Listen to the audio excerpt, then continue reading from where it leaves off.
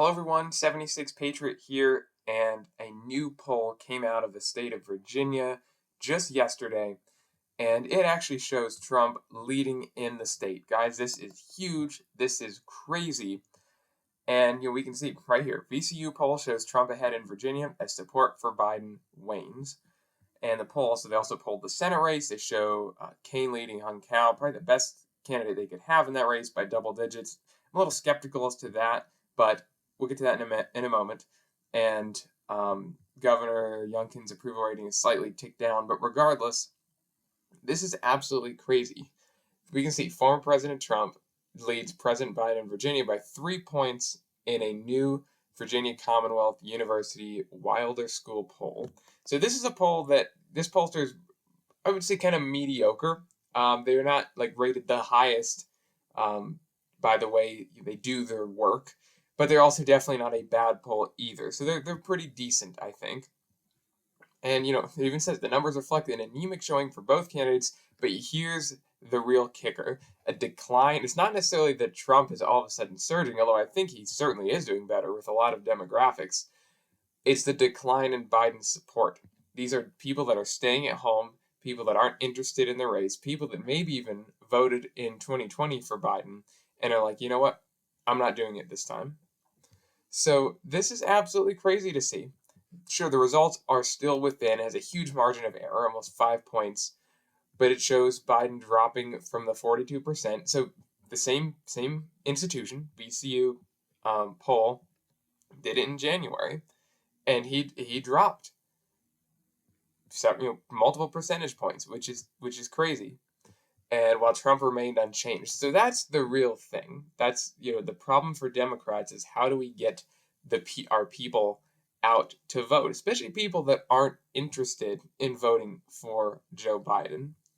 And this is absolutely fascinating because this is before, some of this is before the debate. Some of the results followed the debate, but some of the early several days of polling happened actually before the debate, and certainly before all of this, before the assassination attempt on Donald Trump's life.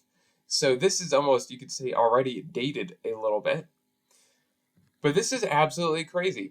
We also had one several days ago. It was a New York Times poll, which is a pretty liberal outlet, and they showed Biden leading Trump by 3 points.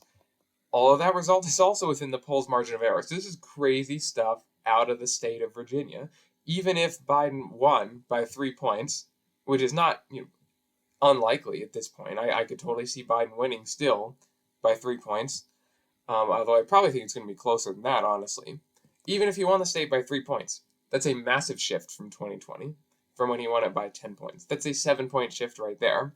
And honestly, guys, I think, if I'm going to be real, I think it's going to be closer than that for sure. Both polls are aligned with other recent Virginia surveys that suggest a significant decline in support for Biden. And yeah, he won by about 10.1, I believe it was 10.1 points in 2020. So basically a safe margin. And actually, the guy who's sponsoring this poll, it's kind of named after, former governor, he's a Democrat, said Virginia is in play. So to have a Democrat who knows intimate with state politics say this is big news. He said it is a close race. It's a turnout election in Virginia. And this is completely true. I mean, you think about it, it's all about turnout. Can the Dems can they mobilize their base to come out, enough for Biden, enough to tip the state in their favor? I don't know, honestly. It's possible just because of demographics, being more favorable to Democrats in the state and Nova having such a big grasp on the state politically. But it is quite possible that it goes down to the wire and tilts in one direction rather than leans. And this is interesting. They also pulled the Senate race. They showed Tim Kaine leading by at 11 percentage points over Hung Cao. Two things that come to mind. First of all, actually three things. First of all, I'm not exactly sure if that's going to pan out. Because I'm just going to say Hung Cao is the strongest candidate basically you could have in that race. So I'm a little skeptical immediately that he's losing by that big. I could see by 6 points even, or 5 points, but that seems a little bit obscene, the margin. Second of all, though, it is Tim Kaine is an incumbent, and he has not super popular, but he is relatively decently popular. Um, and so that also, is always a challenge going up against an incumbent. And third thing, while we're on this, ticket splitting, or just people not coming out for Biden but showing up for Tim Kaine is possible. Wouldn't think it's incredibly likely, but it is very, very possible.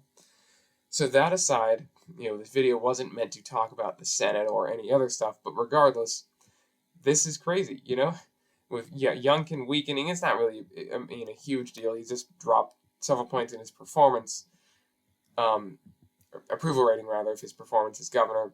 And Kaine looking strong, while his former governor said, "Why is there such a drop in support for Democrat Biden?" It's very concerning for Democrats. And, I absolutely agree.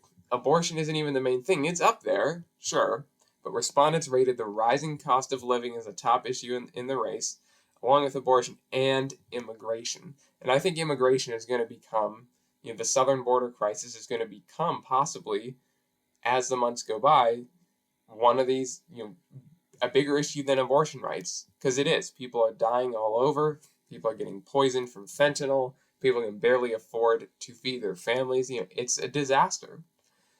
And this is horrible.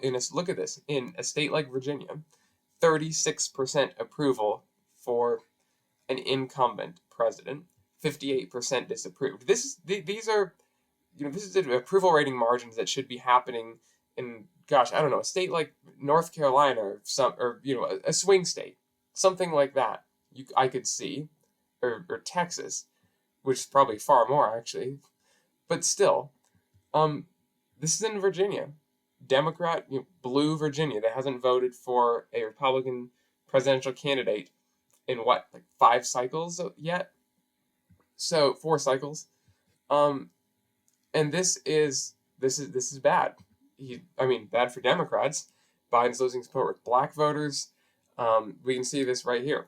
46% said they would vote for Biden, while 13% said they vote for Trump. So it's not necessarily that Trump's having a surge among black voters, although I think he'll do maybe a few points better.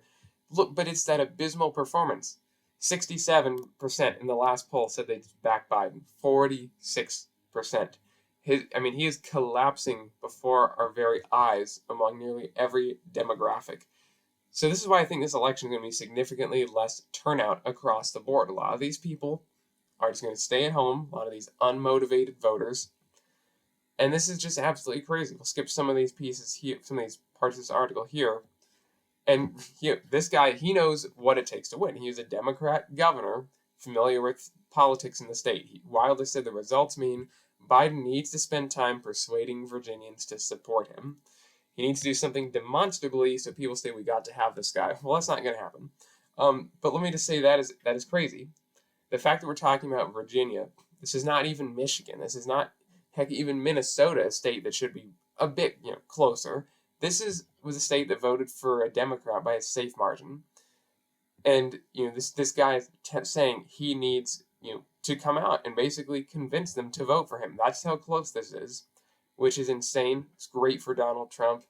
And if we can see, polls have been complete tie, and a complete deadlock in the RCP average for Virginia, the two-way race, which is crazy. Look at these; they're all tied. Now, if we go to the 5-way race, Biden actually does slightly better with Kennedy on the ballot, which is interesting. That's actually really interesting. But even then, he's still only leading by just over a point, under 2 points, which is an absolutely abysmal performance. That's an 8-point shift, which at that point, who knows? There's certainly, I think, Virginia's 7th congressional district at that point may have a chance at flipping if there's an 8-point rightward shift in the state. And we can see 10 points. That's basically a safe margin. And we're at this point now to where this is kind of a swing state. All the other swing states have moved kind of in Trump's column at this point, it seems like. And now, we're entering a new era of this race. What is the next swing state? It basically seems like every week there's a new state that we're talking about. And this is absolutely great. Again, we can't get complacent, but I just wanted to share this with you guys. This is pretty interesting. and hopefully it's a great sign for things to come in November. So thank you guys so much for watching, and have a great day.